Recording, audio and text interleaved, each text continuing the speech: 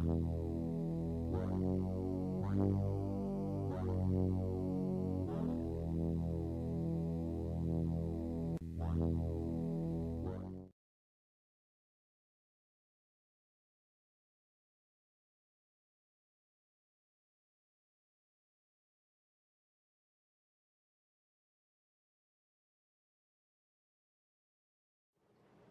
it's Greg Parker, B-Roll Films, and we're here with Michael Carroll.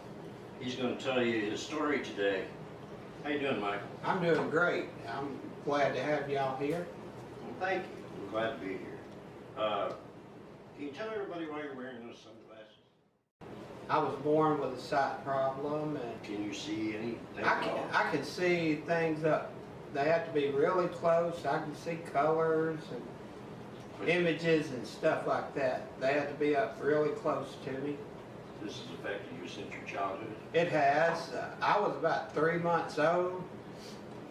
One of my cousins and myself, we were staying with my grandparents, and my grandpa, he would play around with a flashlight, and my eyes wouldn't follow the light, and my parents took me to Memphis to see an eye doctor, and that's when they discovered that, you know, I was born blind or with a sight problem.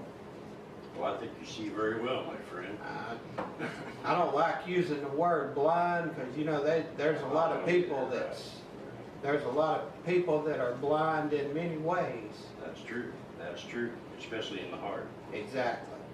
As a child, I'm talking grade school, stuff like that. I did. I went to school just like everybody else. I had a lady that went with me from the 1st grade to the 6th grade, read and write Braille, and she taught me how to do it.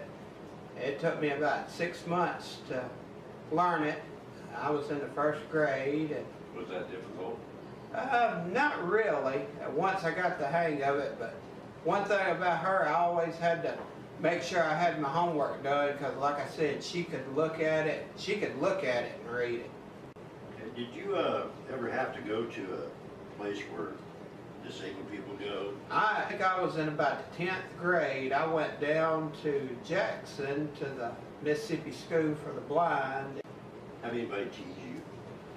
Well, I grew up with a big family. There was like 43 of us grandkids growing up, and You always had somebody to talk to. and about half of us would always stay at my grandparents', you know, when we were growing up, and I was really blessed. My family, they let me do whatever the other kids did except drive a car, What did you do of course. for a hobby or I used to sport?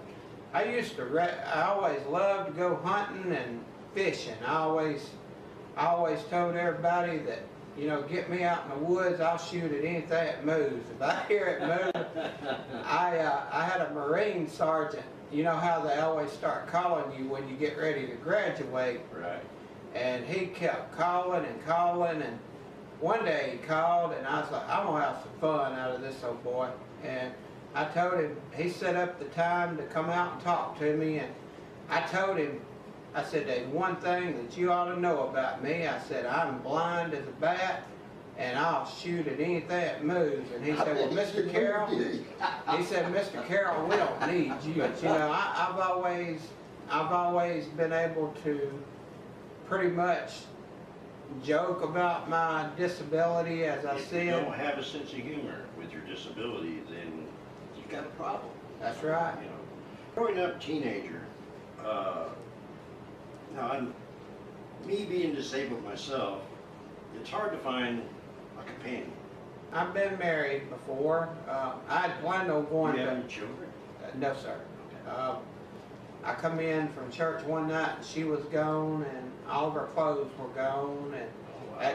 that really hurt me. But a lot of these women today, you know, they'll talk to you, and when they find out that you have a sight problem or any kind of disability problem, you know, they don't want nothing to do with you. And being sight impaired, have you ever had anybody talk louder to you? I have. And even though you're not deaf. Exactly. You know, one thing about having a sight problem, all your other senses kick in, and of course my hearing is keen, and sometimes I hear things I shouldn't hear, but get things different, I guess, because I look more with my heart than, you know, I do the actual eye. Speaking of heart, do you attend a church of any kind? I do. I've lived over here in Fulton since December, and I started going to Potter's Clay. Michael,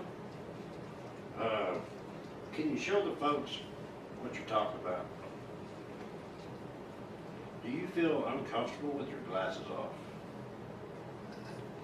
I do. I feel like people stares at me, and you know, they ask, why did your eyes go up or down like that, or whatever. Does that hurt your feelings when they ask something like that? Not really. If people ask you about your problem, you know, to me that would worry me, because you know, as long as they ask you questions, that means they're curious. And in that way they'll have an understanding. Exactly. As I was saying, I grew up with a big family, and I thank God every day for, you know, having a good family, a lot of good friends that has taken me for me and not, you know, judged my problem. I don't know, our childhood, it was awesome. You know, I grew up in the 80s. Yeah, the 80s were pretty good times. Times were simple, and, you know, we all got out and played ball, rode bicycles. I even rode bicycles when I was a kid. You know, I've had a few wrecks on a bicycle, and I've run into a few things. Well, I gotta let you know I have too.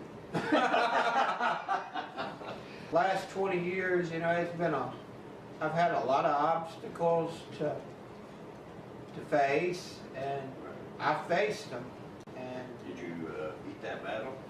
I have. I really believe I have. As I was telling you about my ex-fiance, you know, that was really a hurtful time for me. And I used to have a preacher friend of mine, and he would always say, let go and let God. And you know, till I finally took a grasp on that concept, you know, when I did that, it just seemed like things started going a lot better. And as I said, you know, living over here in Fulton, I'm a country boy. You know, I always say you can take the boy out of the country, but you can't take the country out of the boy. And I love being out in the country. People with disabilities, you know, if they don't stand up for themselves, you know, who's going to do it? It starts with them. Sometimes the disabled people don't have the disability. It's the ones that don't that have a disability. That is very true also. Do you consider yourself disabled? I don't. I mean, I graduated high school, and I went to work over here in Tupelo, Mississippi. There's a place that employs people with visual impairments. We made products for the military. I worked out there since I started in '96 and worked till 2008. And my brother and myself, we were in a four-wheeler accident, and I crushed and broke my lower leg and foot and had to take my retirement. That was a lot to get used to, going from making $10, $12 an hour to a little disability check. Michael, is there anything that you can say to an undisabled person that's coming from your heart? The best thing I can say to break this down to someone that don't suffer from a disability, just start listening to the ones that have a disability. Don't judge them. You know, give them a chance. Is there something that just won't get off your mind? There's a lot of things in my life that, you know, I would like to see change, but you know, I'm happy being me. And you know, I say to all the viewers out there, if life throws you a lemon, make lemonade out of it. Don't use sweet and low, use sugar. Amen, brother. Now, just say in the Bible that Jesus will heal all the sick, Yes. the blind, the deaf, and so on. Did that happen for you? I had a pastor years ago. I was going to a church in Tupelo, and he told me, he said, God is going to heal your eyesight. He's going to do it a little at a time. And usually when a person gets older, their eyes get worse. It's improving though? It is. That's awesome. I've been to a lot of churches before. You know, they'd get me up there praying over my eyes, and they'd shake me around like a milkshake. I mean, I'd feel like Elvis. But you know, when they would pray and stuff, nothing would happen. And you know, for a while, it kind of made me feel guilty. You know, like maybe it was me. Maybe it was me. Maybe that's why it didn't happen. But you know, I really believe with everything within me that the good Lord, He's healing my problems. So, What's your favorite music? I like just about anything, as long as it's not rap or that heavy metal stuff. I really love the old country, older country music, Conway Twitty, Loretta Lynn. Yep. It really bothers me how many people that's going to see this numbers.